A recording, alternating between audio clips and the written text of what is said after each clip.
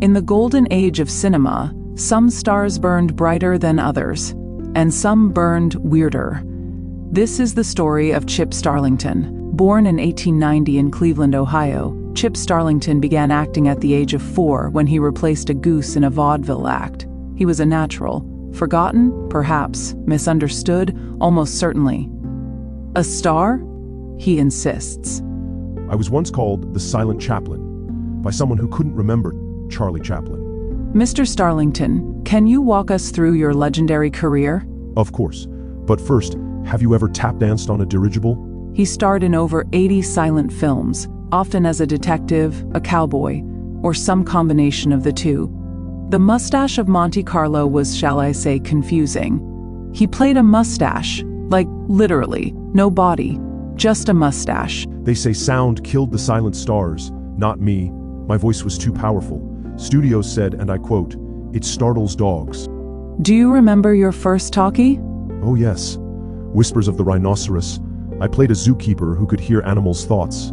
Sadly, they were all voiced by me, simultaneously. Buster Keaton referred to him as a hack. Laurel and Hardy were not amused, and Gloria Swanson refused to work with him. After being gently ejected from Hollywood, Chip continued working, sort of. He appeared as an uncredited extra in over 200 productions. Chip disguised himself as a ficus in Murder, she wrote, a lamp in Three's Company, and as a Renaissance urn in Ellery Queen. Subtlety is the key to my method. You haven't aged a day, Monte Carlo, except for that bit of mildew. Monte Carlo, Monte Carlo. Please let me go home. Chip, how would you like to be remembered? As a man who gave everything to the screen, my youth, my beauty, my parakeet, Gregory. He was method acting. He became the boom mic. Also, I'd like a street named after me, Chip Street, or better yet, Boulevard of Starlington Dreams. A boulevard does have a nice ring to it. What about a statue? A statue, yes. Bronze, naturally. Perhaps with me holding Gregory aloft like in The Lion King, but with more gravitas and sequins. I just came for a signature. Never married, Chip? Never. I've always believed that marriage is a sacred union, best reserved for those who don't spend their evenings arguing with their own reflection. Besides, Gregory, my parakeet, was all the commitment I needed. People say you can't marry a bird, but who are they to judge? I think the reflection won.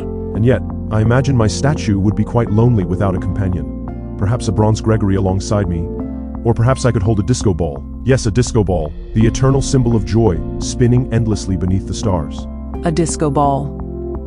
Truly timeless. But Chip, what would the plaque say beneath this shimmering masterpiece? Chip Starlington, visionary, thespian, bird companion, and disco enthusiast. He soared high even when gravity had other plans. Naturally, there'd be a small spotlight on the plaque, one that turns on at dusk and casts an elegant glow. Sounds practical. And then every year on my birthday, a parade would begin at the base of my statue. A grand spectacle with floats shaped like my most iconic roles and sequin performers mimicking my greatest moments. Gregory, of course, would have a float of his own, a giant golden parakeet adorned with fireworks. A parade, a boulevard, a statue. Chip, you're aiming high. Darling, when you've shared your life with a bird who believed he was a boom mic, how could you aim for anything less? Monte Carlo, Monte Carlo.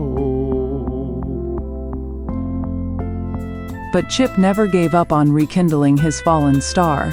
At the age of 97, he began filming a remake of The Mustache of Monte Carlo, starring himself in all the parts. When tragedy struck, while editing some of the film, he became tangled up in the footage and strangled to death. When his body was discovered, the account of his death in news and on TV brought a short-lived revival of his films. Very short-lived.